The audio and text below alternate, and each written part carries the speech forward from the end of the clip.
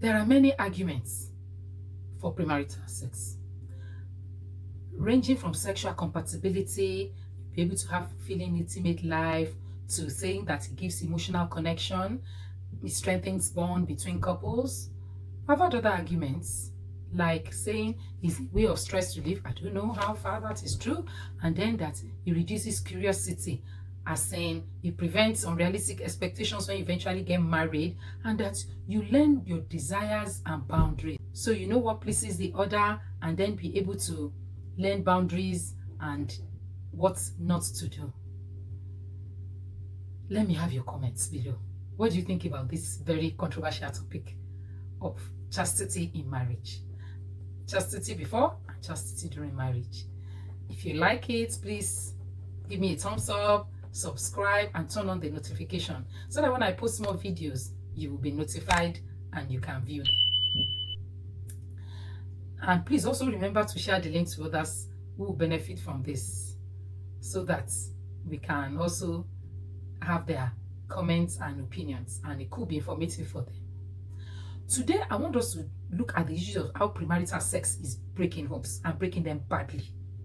And I'm sure you are wondering, what's the relationship between premarital sex and breakup in homes? Please, can I ask you to please watch this video till the end? Then let me have your thoughts on this controversial but important topic. Welcome to Heartrobe Haven Lounge, a place of love, loving laughter, and relationships. This is your host, Ibi, saying get it right, get it good, and get it exciting. Now, no matter the arguments that we adduce for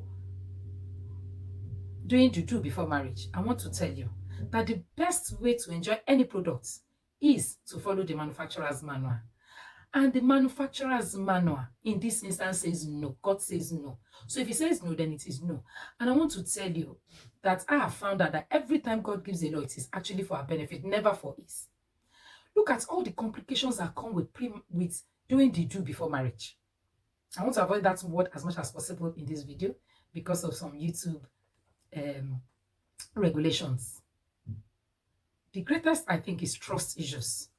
The high incidence of trust issues that I see between those who have engaged in doing TheDo before marriage is so high that I don't know why we need to put ourselves through such emotions. The man does not trust the woman does not trust the man.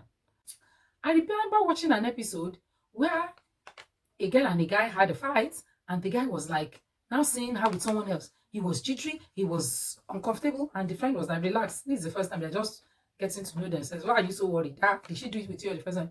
He said yes. You see trust issues. Because she did it with him, he didn't think she wouldn't go around doing it with everybody she met on the first date. A guy once told me, he said, you are lucky you didn't try this thing. That the people that have done it, that they don't trust me. Me too, I don't trust them.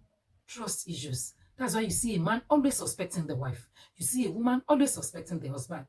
Because people have not learned that God actually created this thing for only within the boundaries of marriage. The Bible says that the bed should be undefiled. So if the manufacturer says no, I think there's no other argument that can be greater than this. It is a no. And we're looking at other issues. We have just talked about trust issues. Why go into marriage with such baggage? Now, another important one is the unnecessary emotional attachment. One, people who have done TheDo with their exes, now they are not married to them, that lure of going back to them is usually very high.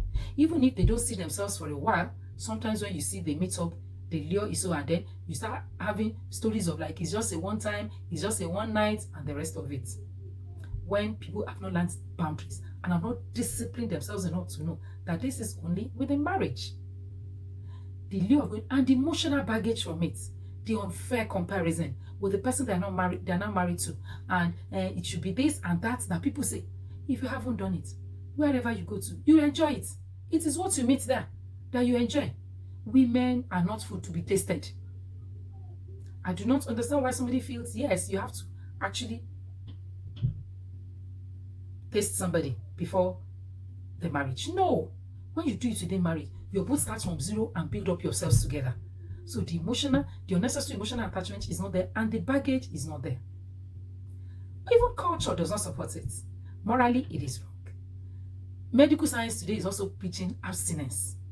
is saying limit yourself to only one partner because of risk of diseases and infections. STIs and STDs are so much on every time new one keeps coming up, the attendant risk and health issues that it brings. So why do we think we need to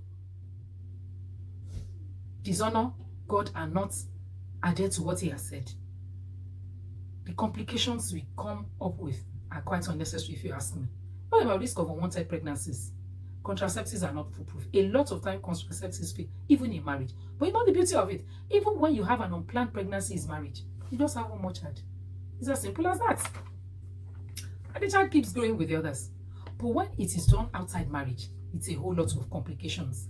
It can disrupt life plans. A lot of girls have dropped out of school. A lot of girls have had to jettison their life plans, their visions, their dreams, simply because of unplanned and unwanted pregnancy. Even the guys. It affects guys too. These are children who show up in marriages later and then it becomes a complication. How many people who had children with one another eventually end up marrying themselves? Quite a fraction. So why take this unnecessary risk? And then when you get into that new marriage, if you don't get married to that person, you have the issues of, how do I tell this guy coming to see me? He looks serious. I love him. I think he loves me too. How do you now get into the issue of, you know, that boy that calls me auntie, that girl that calls me auntie is actually my child?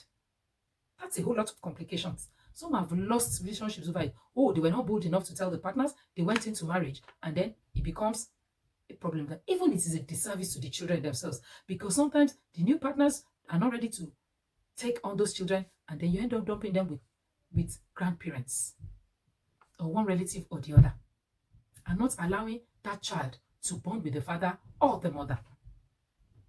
There is nothing like couples coming together to take care of children. It introduces a balance for the children in the home. What do you think so far about this? I know your comments are raging. Feel free to post them there. And if you like, please like, give me a thumbs up, share, and subscribe. And please remember to turn on that bell. It's a notification. Do you need me to give you a moment? Yeah, subscribe. You can subscribe now. The subscribe button is just down below. Thank you. Yes, so we're discussing about the complications it introduces. And then you're married to a guy. Years down the line, a child shows up. Do you know that even in some cases, those guys don't even know that the children are existing until they show up? Look at the complications. Look at the complications. One other important aspect, if you have not told, is about infertility issues. I know lots of you out there saying, I can't have infertility issues. I've had a child or the other. Maybe, maybe not. Because sometimes children that people think they fathered ended up not being theirs. What about if you suddenly find yourself in it? After their secondary infertilities, couples have one child together and suddenly they can't have a second child. So if you have had that one outside and you come into marriage, you're able to have another one. The trust, the distrust, and the suspicion there is so great. It was one heartache I was spared from when I had to deal with infertility issues. Oh, there was nothing that indicated I was going to deal with infertility issues. But I found myself in it. What do? You face up, brace up, and you just keep on until you get a solution. But while you're at it, why not do away with the suspicion? The guy is busy suspecting you. Maybe you have had many abortions. Maybe it's because of all the children you have killed. Maybe it's because of this or because of that. Maybe you have damaged your womb. And the girl too is busy thinking, oh, I've not done anything. What about this, my husband? What do I know he's been up to? Maybe some of those women, he has broken their hearts. Maybe some of those women that he has slept with, he has impregnated, he didn't take the children, are the ones that have caused him. And that's how we're dealing with this. Spare yourself those baggages. You need to bond together, to fight it together, to even enjoy the moment when you're dealing with it and you do not have the issue of suspicion and distrust. No issue with how to tell him what I've been up to because the child is there as an evidence. Most of those DNA issues that are now showing up, is it not because of infidelity? Not doing the do within the marriage? Let me tell you, most of those DNA have been traced back to exes. Oh, it is not easy, especially for a woman when that emotional connection has been established. There's a lot life throws at us. Let us avoid the ones that we can. What about guilt and regrets? So many have regrets over their sexual escapades before marriage. Too much guilt and regrets. Let's throw away with these baggages. If you have watched this, honestly, you rock. And I want to welcome all my subscribers. Thank you. Thank you for sticking with us. And those who are just coming on, please like, share, and comment. Share to others you think will benefit. It is actually heartbreaking. The rate at which marriages are breaking up because of infidelity, suspicion, mistrust. Some are real, some are conjectures, some are made up stories. But previous lives do not allow people to trust their spouses fully because sometimes things are not even as we think they are. Fornication and adultery are twins. In fact, Siamese twins. One is natural subscription for the other. You need to learn discipline, and you need to let the guy you're with learn discipline.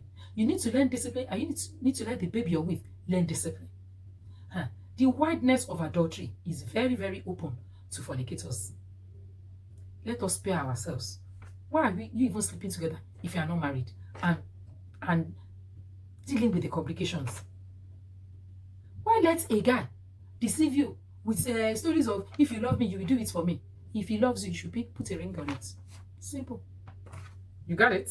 If he loves you, he should simply put a ring on it. And then, that commitment is so important. Then you can go all the way together.